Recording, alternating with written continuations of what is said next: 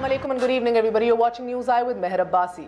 तकदीस मुकद्दस ऐवानों की हो या फिर तकरीम नामूस रिसालत और इज़्ज़त सहाबा की, रियासत की बेबसी अनफॉर्चुनेटली सब पर यहाँ है.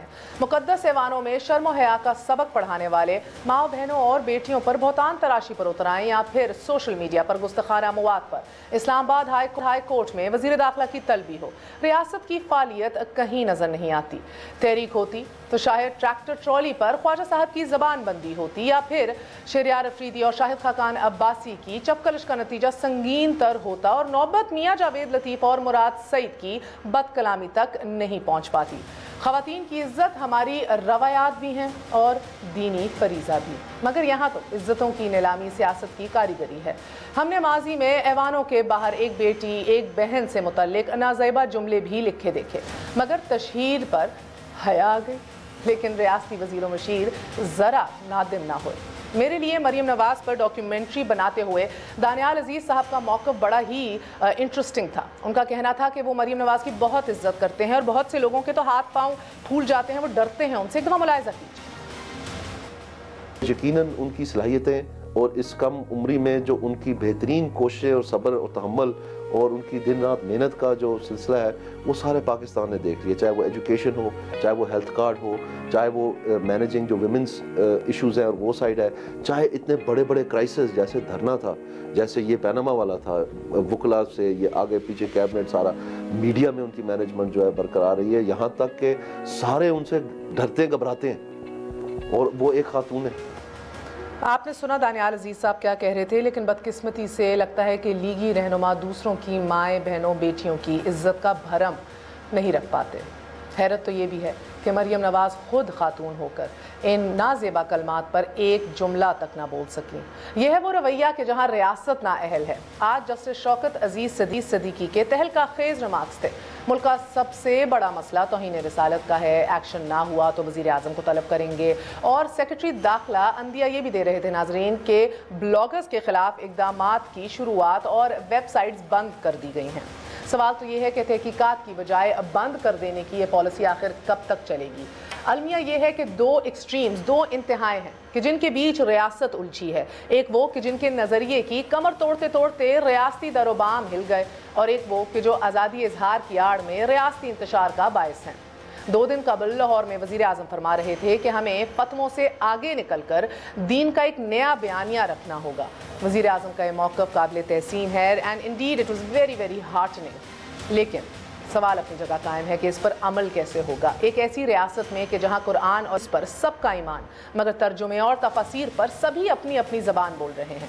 जिहाद और कत्ताल में तफरीक हो या फिर लिबरलिज्म के नाम पर अपनी सोच मुसल्लत करने के हरबे. रियासत को 2 तरफा कार्रवाई की ज़रूरत है. ये नुक्ता नेशनल एक्शन प्लान का हिस्सा पिछले 3 सालों से है, मगर सवाल तो ये है कि जो हुकूमत 3 सालों में नुकात पर अमल दरामद ना करा सकी, क्या वो 1 साल में ये सब कर पाएगी. एक छोटा सा वक्फा लेंगे, वक्फे के बाद हाजिर होते हैं. हमारे साथ मौजूद हैं मियाँ महमूद रशीद साहब, अपोजिशन लीडर हैं पंजाब असम्बली के. हमारे साथ मियाँ अब्दुल मनान साहब होंगे, कौमी असम्बली के रहनुमाएँ, PMLN से ताल्लुक़ रखते हैं. मारवी सरमद साहिबा मारूफ तज्जियाकार हैं और हमारा साथ दे रहे हैं मुफ्ती हनीफ कुरैशी साहब, मजहबी स्कॉलर हैं. We gonna be right back, stay with us on news आई.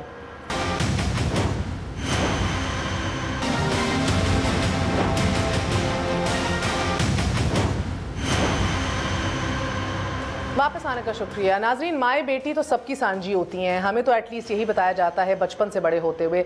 पिछले हफ्ते जो हम सब ने सुना देखा, और जिसने नहीं देखा उसने सोशल मीडिया के ऊपर वो वीडियो देखी होगी जो मुस्लिम लीग नून के मेंबर कौमी असम्बली जावेद लतीफ़ ने जो बातें अपने एक कॉलीग मुराद सईद जो तहरीक इंसाफ से ताल्लुक़ रखते हैं उनकी घर की औरतों के हवाले से कहीं. इसकी जितनी भी मज़म्मत की जाए गलत है, बुरी है, कम है, मगर द प्रॉब्लम इज़ कि वो तो बात कर गए. अब उस ख़ानदान को किस तरह भुगतना होगा, उनको उन बेटियों को, उन बच्चियों को ज़िंदगी भर ये कितना अफेक्ट करेगा आने वाले दिनों के अंदर. और हमारे मुआशरे के अंदर ये हमारे वैल्यू सिस्टम के बारे में या कट ऑफ लाइंस के बारे में which don't seem to exist, क्या हमें बताती हैं. इसके ऊपर सबसे पहले बहस करेंगे बिकॉज आज कमेटी ने सिफारिशात दे दी हैं जिसके अंदर ये कहा गया है कि मुराद सईद को 2 दिन के लिए सस्पेंड किया जाएगा. اور جاوید لطیف جو ہیں وہ 8 دن کی ان پر پابندی لگائی جائے گی. از دیٹ انف؟ اس پہ بھی بات ہوگی. اور کس طرح لیڈران جو ہیں انہوں نے کچھ نہیں کیا اس حوالے سے ایک ہائی مورل گراؤنڈ یا ایک اچھا بار رکھنے کے لیے. آغاز کرتے ہیں. ہمارے ساتھ ایک بار پھر تعارف کروائے دیتی ہوں. میاں منان ہیں, ممبر قومی اسمبلی ہیں, بڑی کھری دو ٹوک بات کرتے ہیں, بڑے شوق سے آج بلایا ہے کہ شاید ادھر بھی ایز یوزول بس پارٹی لائن نہیں ٹوکی جائے گی. ہمارے ساتھ اپوزیشن لیڈر پنجاب اسمبلی میاں محمود الرشید صاحب موجود ہیں. ماروی سرمد صاحبہ ہیں, اگین دو ٹوک بات کرتی ہیں, نڈر ہیں, تجزیہ کار ہیں, کسی تعارف کی محتاج نہیں. ہمارے ساتھ موجود ہیں مفتی حنیف قریشی صاحب, مذہبی اسکالر ہیں. آج کیونکہ نیریٹیوز کے اوپر بھی بات کرنی ہے, وزیر اعظم نے ایک بیانیہ تبدیل کرنے کی بات کی ہے, بہت بولڈ سٹانس لیا ہے آئیڈیا سے. اس کے اوپر بات کریں گے کہ کیا جنگیں ہتھیاروں سے تو نہیں بیانیے سے ہی جیتی جاتی ہیں, مگر کیا صرف ایک بیان دینے سے ہی کام ہو جائے گا. ایک آغاز کرتے ہیں. سب کا شکریہ ادا کرتی ہوں. السلام علیکم. میں میاں منان آپ ہی سے آغاز کروں گی. ہمیں بار بار دھرنے کے دوران بھی یہ بتایا گیا اور بار بار آپ کی لیڈرشپ ایک ہی بات ریٹریٹ کرتی رہتی ہے کہ ہم اقتدار کی سیاست کرتے ہیں, اقتدار کی نہیں. تو مجھے بتائیں, جو مغلظات جو لطیف صاحب نے بولیں, یہ کون سے اقتدار کی سیاست ہے صاحب؟ بسم اللہ الرحمن. دیکھیں, میں بات یہ ہے, میں پہلے دن سے, اس دن بھی میں ہاؤس میں موجود تھا, میں ہاؤس کے باہر میں موجود تھا. میرا ایک اپنا آئیڈیا ہے, آپ اور میں اور سارے بہنوں بیٹیوں والے ہیں, کہ اس بات کو میرے خیال کے مطابق جتنا اچھالا گیا ہے نہیں اچھالنا چاہیے تھا. اگر اس بات کو اتنا سوشل میڈیا پہ اور میڈیا پہ نہ اچھالا جاتا اور اس پارٹی کی طرف سے بھی نہ اچھالا جاتا تو شاید یہ ڈیڈ ایشو ہو جاتا. ایک سیکنڈ سر, قطع کلامی مات ادھر رک جائیے. ڈسکس کر کے میری عرض سن لیں, پہلے میری عرض سن لیں. آپ نے میرا نقطہ نظر پوچھنا ہے نا, تو پوچھیں پورا. میرے خیال کے مطابق اس کو بار بار ڈسکس کر کے, مراد سعید ہمارا بھائی ہے, ہمارا کلیگ ہے, ہمارے لیے قابل احترام ہے, ہم اس کی کوئی عزت نہیں بڑھا رہے. تو فار گاڈ سیک میں ہاتھ جوڑ کے سب سے کہتا ہوں کہ اس معاملے کو میڈیا پہ نہ لائیں. وہ چلا گیا ہے, کمیٹی میں چلا گیا, کمیٹی کسی کو سزا دیتی ہے, جو دیتی ہے وہ مختلف پارٹیوں کے آنریبل ممبران ہیں جن پہ مشتمل کمیٹی ہے. اس کے بارے میں بھی کوئی رائے نہیں دے سکتا کہ وہ کمیٹی کیا فیصلہ کرے, اور کمیٹی کا فیصلہ ہمیں ہر فیصلہ, چونکہ وہ کمیٹی ہمارے دوستوں ساتھیوں کی ہے, ہمارے کولیگز کی ہے, ہمارے سینئر کی ہے, وہ ہمیں دل و جان سے قبول ہے. تو یہ تو ہے ہمارا نیریٹیو. اب مجھے نہیں پتا کہ اس کے علاوہ کیا نیریٹیو بلڈ کرنا ہے. بہت کمال بات ہے سر. مجھے دکھ ہوا ہے, میں آپ سے آج صحیح بات کرتی ہوں, مجھے بڑا دکھ ہوا ہے. نہ کہ کنڈیم کریں, نہ کہ آپ خود باپ ہیں سر, بیٹیوں والے ہیں, آپ ایک بات سمجھتے ہیں سر. آپ کہہ رہے ہیں کہ اس کو اچھالا گیا. گاڈ فوربڈ سر, اگر آپ کے گھر کی خواتین کے بارے میں کوئی یہ کہتا تو آپ خاموش ہو جاتے. آگے سے آپ کہتے کہ بھئی خاموش ہو جاؤ, مٹی پاؤ, ورنہ پھر ایشو بڑا بن جائے گا. نہیں, بات یہ ہے, پہلے میری بات سنیں. بات یہ ہے کہ جب کسی کے گھر کی بات ہو تو نبی کریم صلی اللہ علیہ وسلم کی حدیث مبارک ہے کہ اس کو نہیں اچھالنا چاہیے. ہم چونکہ اسلام سے بہت دور چلے گئے ہیں. سر مفتی صاحب ہمارے ساتھ ایک موجود ہے نا, ان سے بھی پوچھ لیتے ہیں کہ اور کیا کیا کہا گیا ہے. کسی کے بارے میں غلط الزام بھی لگانا, حضرت عائشہ کی ہمارے پاس مثال ہے, قرآن کے اندر کوٹڈ ہیں. جی پہلے یہاں کون غلط الزام نہیں لگاتا؟ یہ تو پورے کا پورا رات کو شو ہی چلتا ہے غلط الزامات پہ. ہمیں تو 4 سال ہو گئے یہ غلط الزامات کو فیس کرتے ہوئے. اچھا جی, میں مفتی صاحب سے پہلے بات کروں. میاں محمود الرشید صاحب آپ کچھ کہنا چاہیں گے, پھر میں مفتی صاحب سے کریں پھر ہم سے پوچھیں. جی کرتے ہیں. میاں محمود الرشید صاحب, میں یہ سمجھتا ہوں کہ آج بھی آپ کی خواتین نکلی ہوئی تھیں, خواتین کے حقوق اور عزت کے حوالے سے سڑکوں کے اوپر سراپا احتجاج تھی. پی ٹی آئی کہہ رہی ہے کہ ہمیں ڈسکوالیفیکیشن یا ہاؤس سے نکالنے کے سوا اور کچھ قبول نہیں ہے. وہ کہہ رہے ہیں کہ آپ مزید بات کو اچھال کے خراب کر رہے ہیں. دیکھیے, میں یہ سمجھتا ہوں کہ میاں منان صاحب نے یہ تو کہہ دیا کہ وہ پردہ ڈالنا چاہیے, لیکن اس طرح کا اتنا بڑا اور اتنا کبیر اور گناؤنا الزام وہ آپ اس طرح لگا دیں اور کروڑوں لوگوں کے سامنے آن ایئر, نجی محفل میں نہیں. اس کی سزا آپ نے دیکھی اسلام کے اندر کیا ہے, آپ کو شاید نہیں پتا.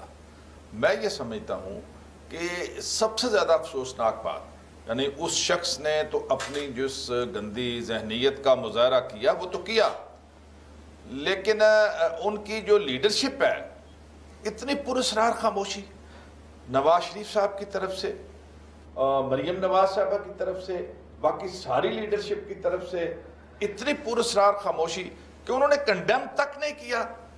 لوگ تو یہ ایکسپیکٹ کرتے تھے, پوری قوم یہ ایکسپیکٹ کرتی تھی اکراس دی بورڈ کہ کون کس پارٹی کا, اس کو ایک طرف رکھ دے.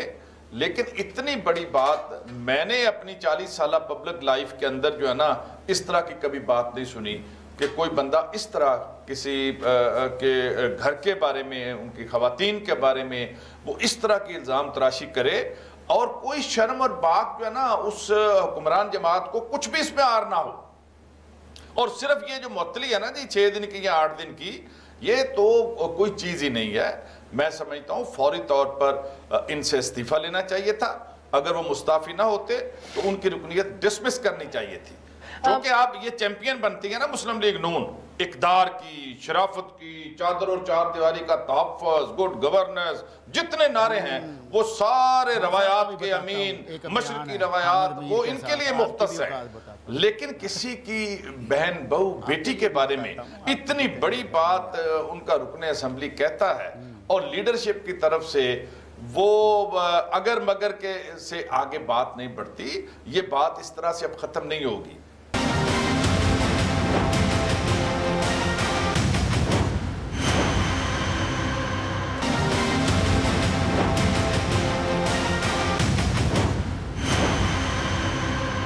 کیونکہ ابھی حوالہ دیا ہے انہوں نے, مجھے میں آپ سے جاننا چاہتی ہوں کہ کسی عورت پہ الزام لگانا, پبلکلی لگانا, ہمارا دین کیا کہتا ہے اس حوالے سے؟ بسم اللہ الرحمن الرحیم. جہاں تک شرعی نقطہ نظر کا تعلق ہے تو شرعی اعتبار سے آپ کسی کو گالی دیں گے تو یہ گالی دینا گناہ کبیرہ ہے. اور اگر کسی نیک سیرت خاتون پر آپ بے حیائی کا الزام لگاتے ہیں تو اسلام کہتا ہے کہ اس کو ثابت کرنے کے لیے 4 گواہوں کو لے کے آؤ, اور اگر وہ گواہی نہ دے سکیں تو پھر ایسے شخص کو 80 کوڑے مار کے ہمیشہ کے لیے اس کی گواہی ناقابل قبول سمجھی جائے گی.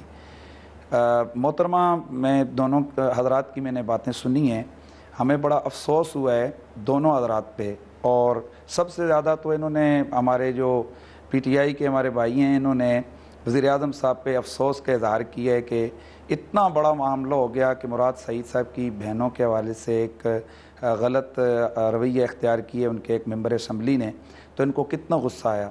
محمود الرشید صاحب, کاش کہ آپ وزیر اعظم کے صاحب کے حوالے سے اس چیز پہ زیادہ غصہ دکھانے کے بجائے آپ 1.5-2 مہینے ہوئے ہیں ہمارے سوشل میڈیا پہ ہمارے نبی پاک صلی اللہ علیہ وسلم کی اس طرح سے توہین ہو رہی ہے, حضور کے ازواج مطہرات کو ننگی گالیاں معاذ اللہ ثم معاذ اللہ دی جاتی رہی ہیں, صحابہ کرام کی توہین ہوئی ہے, اور وزیر اعظم صاحب حسب معمول خاموش رہے.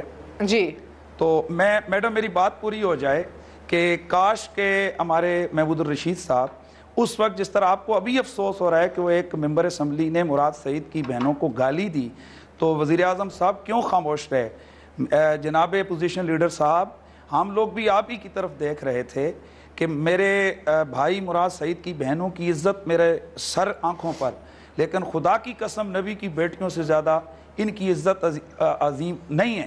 رسول اللہ کی عزت سے زیادہ نہ کسی ماں کی عزت زیادہ ہے, نہ کسی کی بہن کی عزت زیادہ ہے, نہ کسی لیڈر کی عزت زیادہ ہے.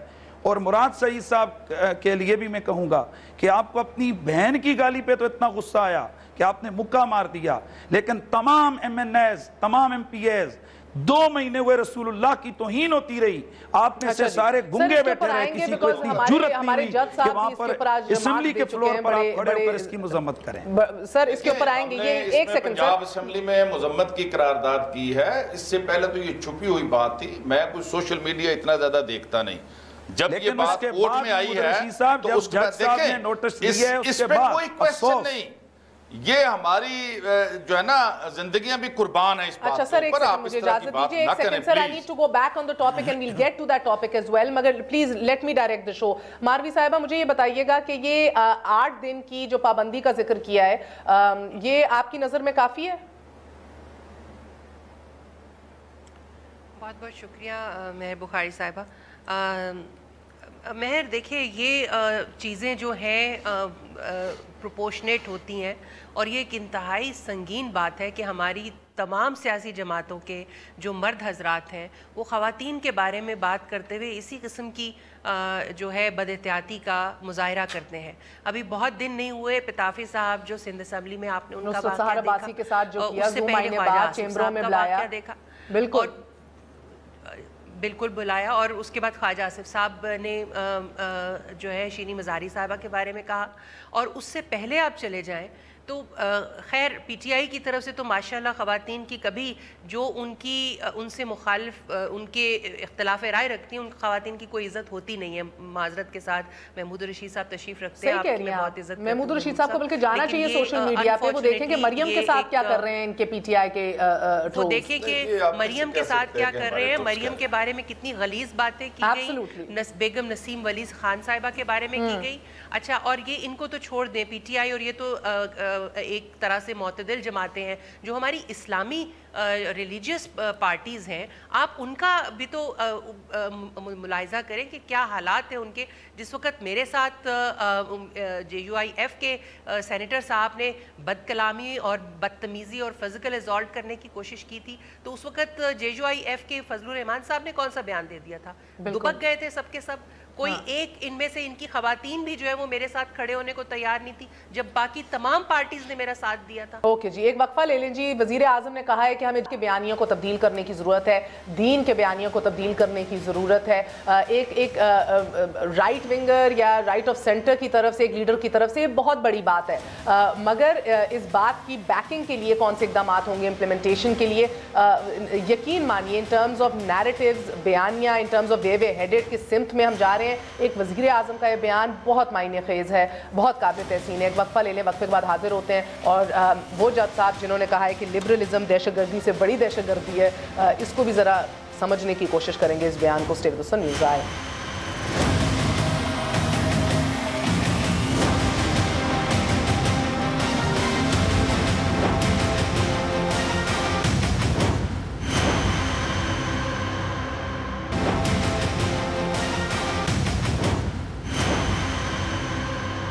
واپس آنے کا شکریہ. Welcome once again to news آئے. سو مفتی صاحب مجھے بتائیے گا کہ کیا 70 سالوں پر محیط جہاد کے بیانیے کو تبدیل کیا جا سکے گا اتنے آرام سے؟ ہم نے کشمیر میں جہاد کو حلال قرار دیا، ہمارے اسکالرز نے، ہمارے مذہبی اسکالرز نے. اس کے بعد افغانستان میں جہاد کو ایک فرض سمجھا پورے پاکستان میں، ریاست نے اسے اون کیا مکمل طور پہ. سو یو تھنک کہ یہ جتنا آسان کہنا ہے اتنا کرنا بھی ہے سر؟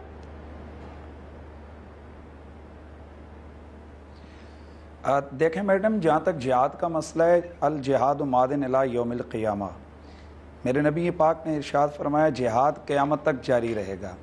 لیکن جہاد کا آگے مسائل ہیں، کبھی جہاد فرض ہوتا ہے، کبھی جہاد نفلی ہوتا ہے، اور یہ کسی فرد واحد کے لیے کوئی اختیار نہیں ہے. کوئی بھی بندہ اٹھ کے کھڑا ہو جائے اور بندوق اٹھا کے کہے کہ میں جہاد کر رہا ہوں. اسلام اس کی کبھی بھی تائید نہیں کرتا ہے. یہ ریاست اسلامی کو حق حاصل ہوتا ہے کہ جب وہ جہاد، چونکہ یہ ظاہر اسلام قیامت تک جو ہے نا جاری ہے اور جہاد بھی قیامت تک ہے، تو یہ افواج اسلامی جو افواج ہیں یہ ان کا کام ہے. اور جو سپہ سالار ہو یا حاکم وقت ہو اس ریاست اسلامی کا، اگر وہ یہ سمجھتا ہو کہ اوپن اعلان کر دے کہ بھئی ہر شخص اٹھے اور اپنی ریاست اسلامی کے دفاع کے لیے کھڑا ہو جائے، تو اس وقت ہر شخص کے لیے جہاد پہ جتنا ہو سکتا ہے وہ کوشش کرنا فرض ہو جاتا ہے. کیونکہ وزیر اعظم کی علماء سے بھی اپیل کہ جہاد کے بیانیے کو تبدیل کیجئے، ان نیریٹیوز کو کہ جن کی بنا کے اوپر ایک معصوم خون بہایا جاتا ہے، اپنے آپ کو جسٹیفائی کیا جاتا ہے، اپنا کردار ادا کیجئے. دیکھیں میڈم، آپ بھی سمجھتی ہیں، ہم بھی سمجھتے ہیں، ساری پاکستانی قوم کو پتہ ہے کہ علماء نے تو جب بھی ملک پہ، قوم پہ مشکل گھڑی آئی، باوجود ہزاروں اختلافات کے وہ تو ایک پلیٹ فارم پہ کھڑے ہو گئے. مجھے آج تک پوری پاکستانی تاریخ میں ایک واقعہ بتائیے کہ جب قوم پریشانی کے عالم میں ہو، ملک کے اوپر پریشانی آئی ہو اور علماء آپس میں دست و گریباں ہو رہے ہوں. یہ تو سیاستدان ہیں، ان کو دیکھیے وہاں پاکستان پہ دہشت گرد جنگیں لڑ رہے تھے. ہم سارا ملبہ سیاستدانوں کے سر ڈال دیتے ہیں. کیا ہر ایک نے اپنی 1.5 انچ کی مسجد نہیں کھولی ہوئی؟ کیا ہر کوئی دیکھیں میڈم، देखें मैं बड़ा, आपको भी पता है मैडम, आपको भी पता है कि मैं बड़ा खुला बात करने वाला आदमी हूँ। हमने कभी जो है ना वो मुनाफकत से काम नहीं ली है। मैंने लफ्ज़ मुनाफकत बोले, आप इसमें इंग्लिश में डबल स्टैंडर्ड्स कह देते हैं, लेकिन हम खरी बात करते हैं। जहाँ तक उलमा का सही हक बनता है, उन्होंने भी पिछले गुज़श्ता अदवार में सही मेहराब व मिंबर ने किरदार अदा नहीं किया है। मैं सारी ये बात नहीं कर रहा, आज भी ऐसे ये हमारे यहाँ के आपके सामने है कि एक तरफ अगर एक शख्सियत, कोई सेलिब्रिटी जो एक शख्सियत है, अगर वो उसका विसाल हो जाता है तो पूरे पाकिस्तान का मीडिया, पूरे पाकिस्तान के उलमा उसको लेकर जनाब पता नहीं क्या क्या करते हैं, और 7 शरीफ धमाका होता है, वहाँ पर कोई मजम्मत तक नहीं करता। ये डबल स्टैंडर्ड्स तो हैं, ये हमारे सामने, लेकिन मैं जनरल बात कर रहा हूँ कि मुझे पाकिस्तान की तारीख में ये बात वो मौका बतलाइए कि जिस वक्त मुल्क टुकड़े हो रहा हो वहाँ उलमा का बीच में मसला हो। मुल्क को टुकड़े सियासतदानों ने किए, उलमा ने नहीं किए। अभी आप हाल में देख रहे हैं दहशतगर्दी के खिलाफ जंग शुरू हुई है, तो उसमें भी आप उलमा को देखें, उन्होंने किरदार अदा किया। मुफ्ती साहब जो बात कर रहे हैं ना, ये बात कर रहे हैं, देखें जिहाद एक बहुत वसी टर्म है। दीन के अंदर जब हम जिहाद कहते हैं तो अमूमन जो नैरेटिव चेंज करने वाली बात है वो ये है कि जिहाद भी सैफ की तरफ आप ले जाते हैं इस बात को। एक गजवा से आका नामदार सल्लल्लाहु अलैहि वसल्लम वापस आ रहे थे तो आपने कहा हम जिहाद असगर से जिहाद अकबर की तरफ लौट रहे हैं। तो ये जो सोसाइटी के अंदर हम अपने नफ्स के खिलाफ जिहाद करना, गुर्बत के खिलाफ जिहाद करना, जद्दोजहद करना, करप्शन के खिलाफ जद्दोजहद करना, ये सारी चीज़ें जो है फ़ाशी और यानी के खिलाफ जद्दोजहद करना, जहालत के खिलाफ जद्दोजहद करना, ये सारा जिहाद है। हमने सिर्फ जिहाद का मतलब ले लिया कि जिहाद बिस्सैफ, कि तलवार के साथ या बंदूक के साथ जो लड़ाई लड़ी जाए दुश्मन के साथ, वतन दुश्मन के साथ, दीन दुश्मन के साथ, सिर्फ वही जिहाद है।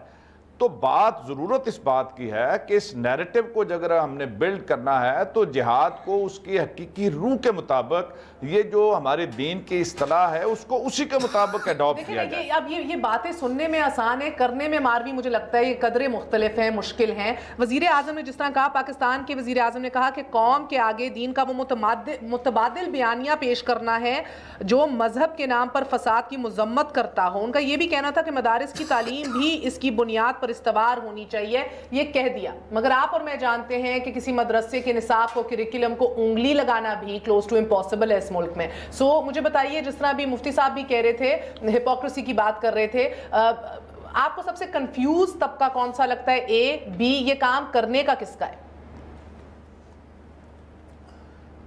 बहुत बहुत शुक्रिया मेहर। मेरा ये ख्याल है कि प्राइम मिनिस्टर साहब को ये रिस्पॉन्सिबिलिटी एब्डिकेट नहीं करनी चाहिए उलमा, दीनी उलमा को, बिकॉज़ मजहबी उलमा जो हैं वो एक हिस्सा हैं, हमारे एक स्टेक होल्डर हैं। हमारा मुल्क जो है वो माशाल्लाह बहुत बड़ा है, बहुत डाइवर्स है, उसमें मुख्तलिफ तबका फ़िक्र के लोग हैं, और सबको मिलकर ही जो है वो एक बयानिया को सपोर्ट करना है। मगर वो बयानिया जो है वो आएगा रियासत से, रियासत को उस पर लीड लेना होगी। ऐसा कहाँ होता है कि आप जो है किसी एक स्टेक होल्डर को पकड़ लें, उसको कहें हाँ जी अब बयानिया आप बनाओ बैठ के। यानी रियासत को खुद से ये रिस्पॉन्सिबिलिटी लेनी होगी।